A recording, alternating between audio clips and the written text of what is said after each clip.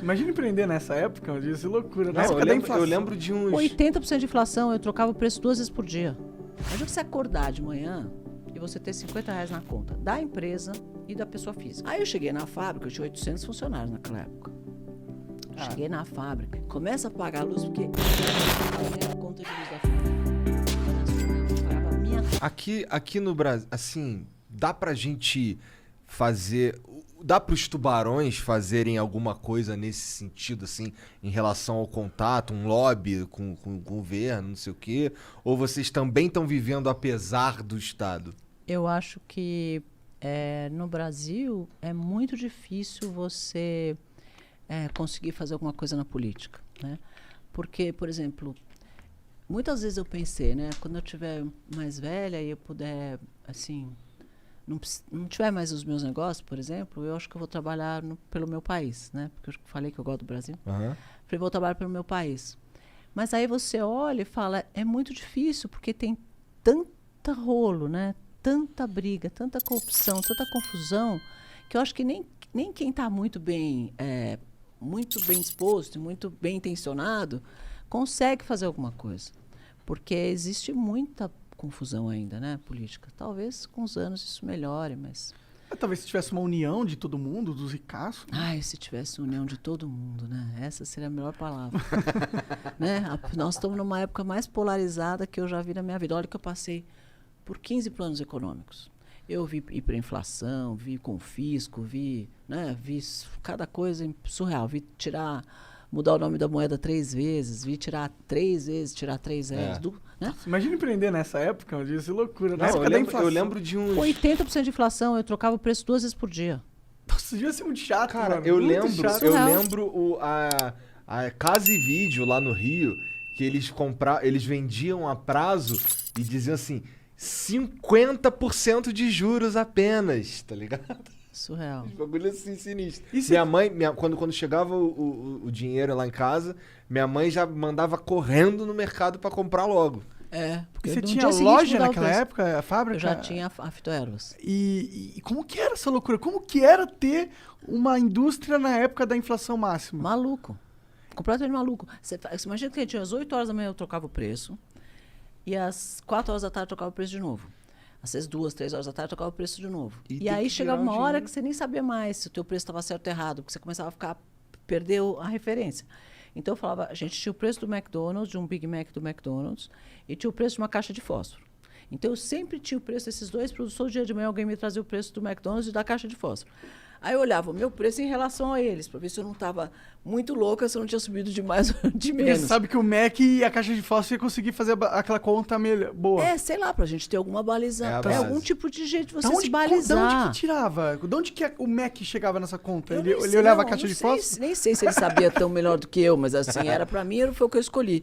Falei, vamos escolher duas coisas mais doidas e vamos escolher isso como referência. E aí escolhi esses preços. O Mac é uma boa referência, né? Na minha opinião, né? Chegou uma época que, se eu não me engano, a referência era o FIR, que é Nossa, uma... um que índice. É um índice aí, pá, não sei o quê. E, cara, isso aí a gente tá falando de 91, 92, não é? Por aí. Foi quando... Foi em 1990, que era o Collor, o presidente da época, ele tirou a hiperinflação e fez o confisco. Que foi, pra mim, essa foi a coisa mais louca que eu vi. Assim, espero nunca viver um negócio mais louco que nem esse. Imagina você acordar de manhã e você ter R$50 na conta da empresa e da pessoa física. E eles tiraram o dinheiro das pessoas na poupança também. Então, por exemplo, o governo a vida inteira fez grandes campanhas para as famílias fazerem poupança e poupar o dinheiro dos filhos. Olha, faz uma poupança para o seu filho quando ele nascer. Então, as avós davam poupança de presente para os netos. O pai comprava uma poupança porque o dia que você casar, você vai comprar um apartamento. Ou o dia que você se formar, você abre a sua empresa, abre o seu consultório com esse dinheiro, sei lá. Então, todo mundo tinha uma cadeia de poupança. Os caras foram lá e congelaram a poupança, a conta corrente, tudo de todo mundo. Aí ficou o país inteiro com R$50 no bolso. Todo mundo. Aí eu cheguei na fábrica, eu tinha 800 funcionários naquela época. Cheguei na fábrica, estava todo mundo assim, com o olho arregalado, me esperando entrar, né? E aí falaram, e aí? Como é que nós vamos fazer? Falei, olha, não tenho a menor ideia. Começa a pagar a luz, porque os R$50 não pagam nem a conta de luz da fábrica. era surreal. Não pagava a minha conta, luz da fábrica. Mas não pagava água, luz, telefone e tudo. Não pagava. Eu falei, ó, começa a pagar a luz, porque a gente não tem dinheiro nem para pagar a luz. E aí, pagou? Mas como? E o que aconteceu depois? Foi a época mais louca de todas, assim. Aí eles devolveram? Muita gente se matou. Muita gente se matou. Muita gente se matou. Você imagina, eu tinha uma amiga que tem 3 filhos. Uma história paralela. E ela tinha separado do marido, pegou um dinheiro, falou, olha, eu vou pegar esse dinheiro da casa que sobrou para mim, vou vender a casa e vou comprar um apartamento menor e a gente vai viver com esse dinheiro. Então, ela vendeu a casa, fez o negócio do apartamento menor, combinou com o cara que ia pagar, sei lá, amanhã, e vendeu a casa dela, recebeu o dinheiro, pôs no banco, congelaram o dinheiro. E ela ficou na rua, porque ela não podia pagar o apartamento menor que ela comprou, porque ela não tinha dinheiro, e não podia voltar para casa dela que ela tinha vendido, e não tinha o dinheiro, porque o dinheiro ficou preso no banco. Caralho. Aconteceu isso com um monte de gente. Meu pai nessa época empreendia também. Alguns clientes dele foram pro espaço e alguns outros se mataram Um mesmo. monte de gente se matou. Um monte de gente se matou. Foi o maior índice de suicídio. Que loucura Porque essa as pessoas porra. piraram. Quanto tempo demorou para os caras devolverem a grana? Ai, eu nunca me devolvi. Na verdade, nunca devolveram direito. Foi 1 ano e 8 meses depois que isso foi sendo... Na verdade, o que eles fizeram? Um ano e 8 meses depois? Olha o que aconteceu. Eles fizeram um sistema de... Você podia ir desbloqueando o seu dinheiro. Então, por exemplo, eu podia desbloquear o dinheiro da minha folha de pagamento. Então, eu tinha que provar que eu tinha uma folha de pagamento. Eu ia até o banco, o cara me dava em dinheiro o valor exatamente da minha folha de pagamento. Eu ia para o escritório, pegava um monte de envelopezinho. Eu tinha 800 funcionários. Eu tinha que pôr no envelope o dinheiro de cada um e entregar o dinheiro para as pessoas. E assim foi indo. Eu conseguia desbloquear. Então, por exemplo, eu podia desbloquear se eu tivesse que pagar um empréstimo, se eu tivesse que pagar um imposto, eu ia lá, provava que eu tinha esse negócio e conseguia desbloquear. O que eles conseguiram com isso? Empurrar a economia um tempão sem ter dinheiro girando para baixar a inflação, porque a inflação era 80%. Entendi. Então, era uma... Obviamente não deu certo, nada deu certo, porque aquele negócio era uma loucura, um sistema completamente maluco. Mas isso foi fazendo esse desbloqueio acontecer. E eu, graças a Deus, eu não tinha salário naquela época. Então, eu inventei um salário. Falei, olha, eu vou falar que eu ganhava, sei lá, 5 mil reais, 50 mil, sei lá quanto era.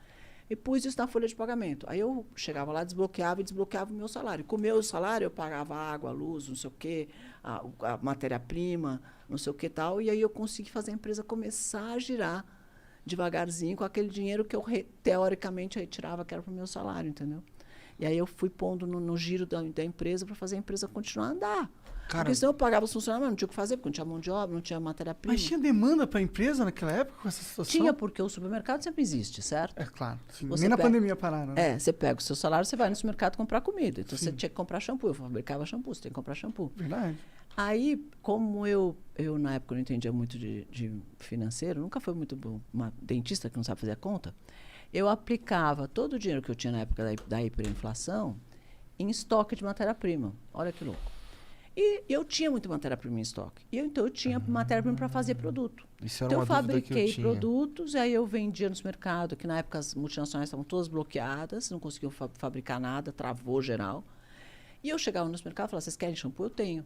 E o cara falava, ai, graças a Deus apareceu um fornecedor de shampoo, porque parou um monte de gente de fabricar. Entendi. Porque deu um nó geral na economia geral, assim, pior que essa coisa da pandemia. Aí eu chegava no supermercado e oferecia o meu shampoo e os caras compravam. Então, você chegava no supermercado, parecia que eu era líder de mercado. Você só via assim, fitoervas gigantes assim na gôndola. E as pessoas experimentavam, começaram a usar. O produto realmente era bom, porque era natural e tal. Caralho, a males que vem pro bem, né? Sempre a gente tem uma boa história para contar de uma crise. Né? Pode ter certeza que muita gente tem história boa para contar da pandemia. Sim, né? mas a nossa história foi boa. Foi, Tá vendo? foi uma história boa. da Todo pandemia. mundo, pode fazer essa pergunta aqui no seu podcast. Se você fala, você tem uma história boa para contar da pandemia? Todo mundo vai ter uma história boa para contar. Porque a gente aprende, né, a fazer algumas coisas, aprende algumas coisas, observa umas oportunidades, aprende a fazer coisas diferentes. É meio que uma vida funciona, né? Você não precisa de dificuldade. Você aprende. Deus não fez isso por acaso, não. Mas, naquele momento, aconteceu isso, né? Virou uma experimentação de marca tremenda. Para mim, foi uma oportunidade de negócio. Eu cresci muito naquela época e depois que as outras marcas começaram a entrar, eu já tinha meu mercado ali. Já tinha apresentado ao grande público a fitoervas. E aí cresceu bastante nessa época. Que interessante, olha lá. A empresa cresceu.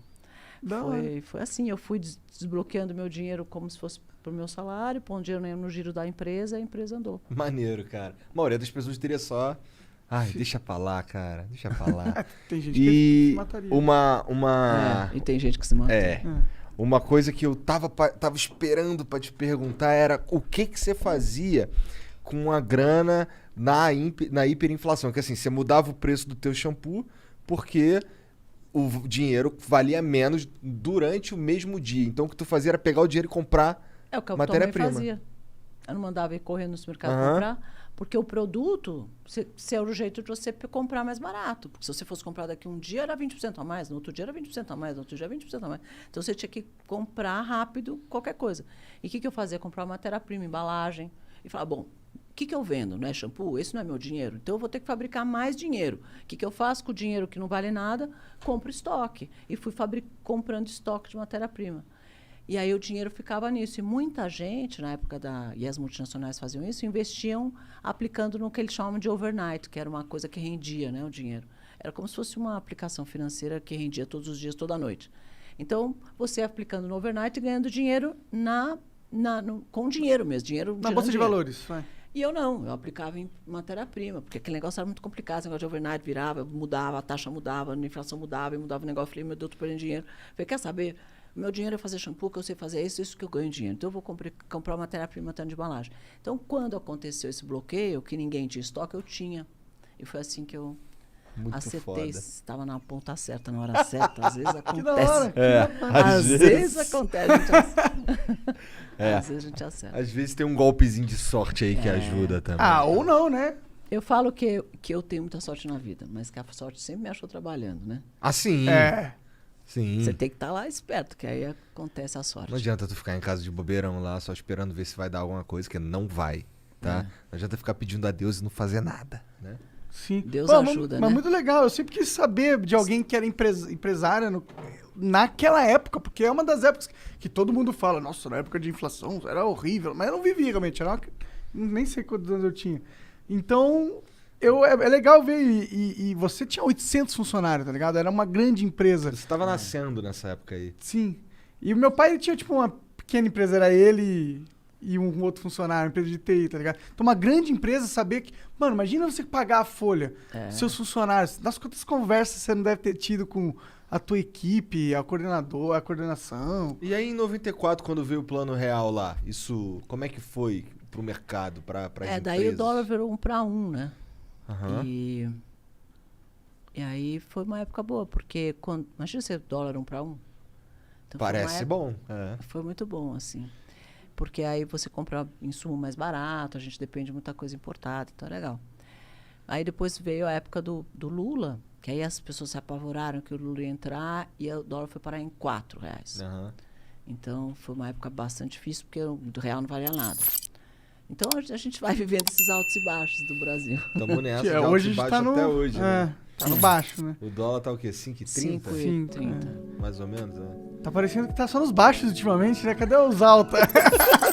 As pessoas vão ter que se unir, porque se elas não se unirem, a gente vai apanhar muito. Porque é um tiro no pé 24 horas por dia. Todo dia. Pois é, né? A gente tá meio que no mesmo barco afundando, né? Lentamente. Não, parece que eu dou tiro no teu pé, você dá no meu, eu dou no meu mesmo, aí você dá no seu próprio. E Sem assim querer, vai. todo mundo E assim sofrendo, vamos. né?